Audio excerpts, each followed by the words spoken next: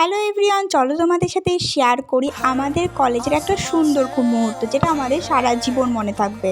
সবাই টিচার্স ডের জন্য খুব ব্যস্ত ছিল, তাই আমরা স্যারকে বললাম, স্যার তাল গাছ থেকে তাল পেড়ে দেবেন, তাহলে আমরা তালের বড়া করবো। স্যার বলতে না বলতেই রাজি হয়ে গেল। আমরা কি করলাম, আমরাও শুরু করে দিলাম তালের বড়া করার জন্য।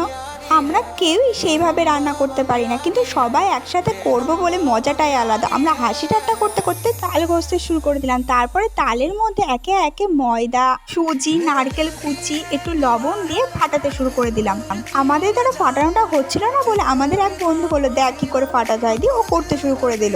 তারপর আবার কি তালের বড়া ভাজতে শুরু করে দিলাম। তালের বড়া ভাজতে না ভাজতে শেষ হয়েছে। তালের এটা অসাধারণ হয়েছিল। আসলে সবাই মিলে করলে যা হয়। তারপরে সবাই মিলে ঠিক করা হলো, দুধ আছে, দুধের পায়েস করা হবে। তালের একটুখানি শ্বাসও ভেসেছিল, তাহলে তালের পায়েস করা হয়ে যাক। মজা করতে করতে আজকের কলেজের দিনটা শেষ হয়ে গেল। যখন আমরা থাকবো না তখন এই দিনগুলো খুব মিস করবো। Tata bye.